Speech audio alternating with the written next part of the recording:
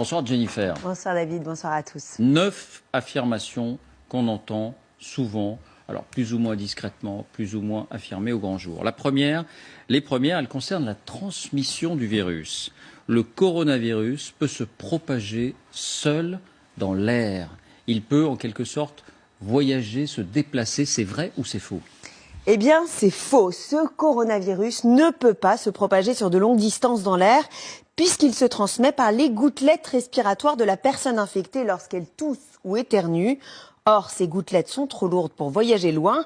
Elles se propagent à 1 mètre maximum. Donc, même si vous êtes dans la même pièce qu'un malade, mais à 2 ou 3 mètres de distance, il n'y a pas de risque de contamination. Une réserve quand même, suite au cas du Diamond Princess. Rappelez-vous, ce navire mis en quarantaine au Japon où on a recensé 4 décès et 700 contaminations. Beaucoup d'experts se sont interrogés sur la propagation du virus via les systèmes de climatisation.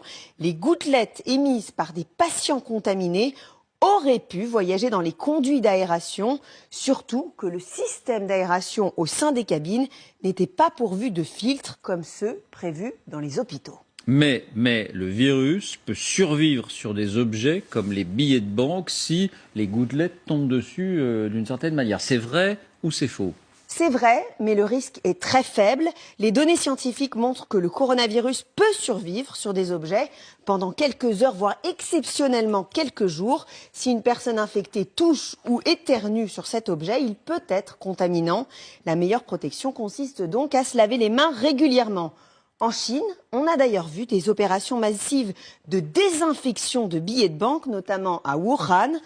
En revanche, pour les experts, si vous recevez un colis en provenance de Chine, il n'y a aucune chance qu'il soit contaminé, car le temps de transport et notamment la sécheresse de l'air dans les avions aurait tué le virus. La désinfection des billets de banque, ça fait beaucoup rire le professeur Eun. Troisième affirmation, le coronavirus peut se transmettre par des piqûres de moustiques. C'est vrai ou c'est faux ?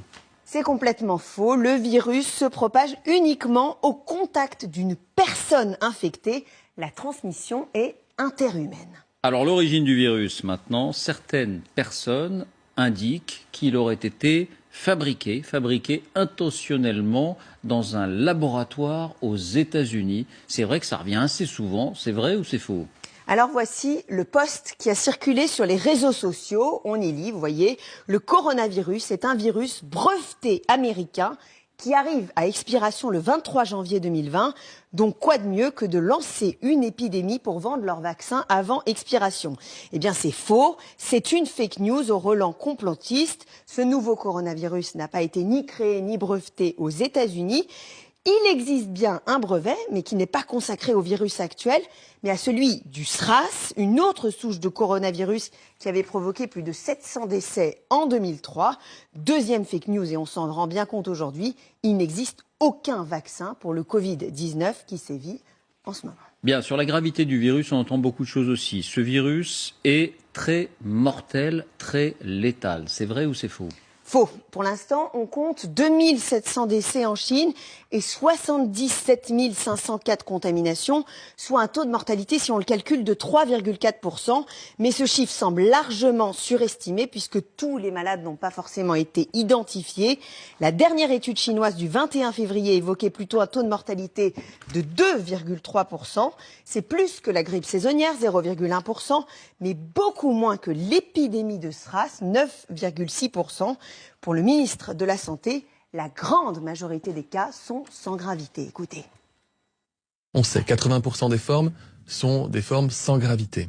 15% des formes sont considérées comme sévères, c'est-à-dire avec une forte fièvre et des troubles respiratoires. 5% des formes sont dites réanimatoires, c'est-à-dire que 5% des malades contaminés par le virus vont faire un séjour en réanimation. Voilà, et j'ajoute qu'à l'instant, le bilan évolue en Italie. On est à 10 morts désormais. On était à 7 morts, on passe à 10 morts.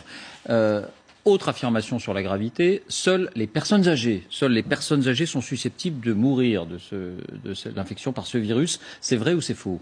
C'est faux, hein. Le coronavirus peut aussi tuer des personnes jeunes. C'est le cas, rappelez-vous, de Li Wenliang. Cet ophtalmologue a été tué par la maladie à 34 ans. C'était l'un des premiers lanceurs d'alerte de ce coronavirus à Wuhan, en Chine. On sait aussi que l'habitant de Codogno, Mattia, qui a propagé l'épidémie en Lombardie, n'avait que 38 ans et qu'il est dans un état grave en ce moment, hospitalisé à Milan. Mais dans la grande majorité des cas, les victimes sont des personnes âgées, souvent atteintes d'autres pathologies. Chez les plus de 80 ans, le taux de létalité du coronavirus monte à 15%.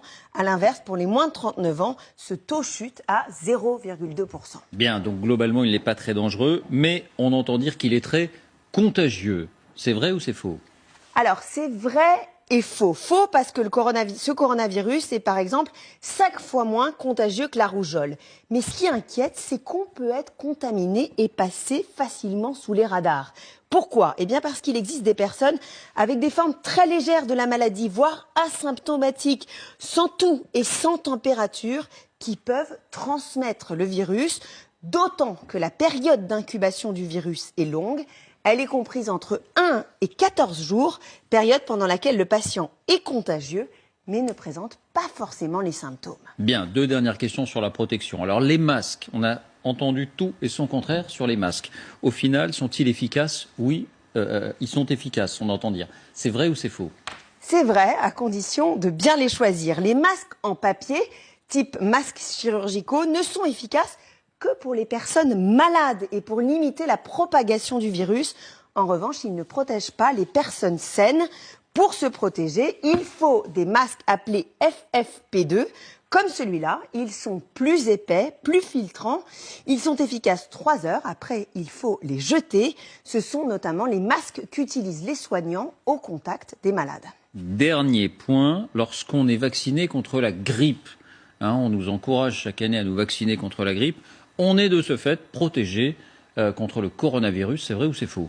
C'est complètement faux. Le vaccin contre la grippe n'est absolument pas efficace, tout comme les vaccins contre les pneumonies qui n'offrent aucune protection contre ce nouveau coronavirus. Merci beaucoup Jennifer.